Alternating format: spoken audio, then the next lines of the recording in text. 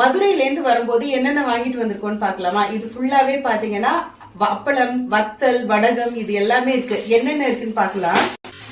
So first வந்து பாத்தீங்கன்னா இது வந்து பாருங்க, இது வந்து மோதிர அப்பளம். இது வந்து பாத்தீங்கன்னா மோதிரம் மாதிரியே இருக்கும். ஃபைனலா இதை பொரிச்சு காமிக்கிறேன்.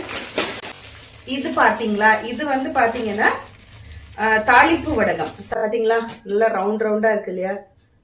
அண்ட் இது பாத்தீங்களா, இது வந்து பாத்தீங்கன்னா வெங்காய வடகம். வெங்காயம் போட்டு வடகம் பண்ணியிருக்காங்க. ஸோ வெங்காய வடகம். அண்ட் இது வந்து பாத்தீங்கன்னா இது என்ன அப்பளம்னு எனக்கு தெரியல. ஸோ இது வந்து பாத்தீங்கன்னா நல்லா ஒரு மாதிரி டிசைனா இருக்கு. இது வந்து அப்பளம் போட்டு குழம்பு வைக்கலாம் அப்படின்னாங்க. இதை வந்து நல்லா பொரிச்சிட்டு இதை குழம்புல போட்டு குழம்பு வைக்கலாம் அப்படின்னாங்க. ஸோ இது ஒரு டைப் ஆஃப் அப்பளம். இது பாத்தீங்களா கூழ் வத்தல், அரிசி மாவுல செய்யறது. ஸோ அந்த கூழ் வத்தல் இருக்கு. அண்ட் திருப்பியும் மோதிர அப்பளம் இருக்கு, கூழ் வத்தல். இது வந்து வடகம்னு சொல்லலாம். அவ்வளவுதான். எதுக்குடா இவ்வளோ வெரைட்டிஸ் ஆஃப் அப்பளம் வாங்கியிருக்கோம் அப்படின்னு யோசிப்பீங்க. ஸோ எல்லாரும் வந்து எல்லாத்துலையும் எக்ஸ்பர்ட்டா இருக்க மாட்டாங்க இல்லையா?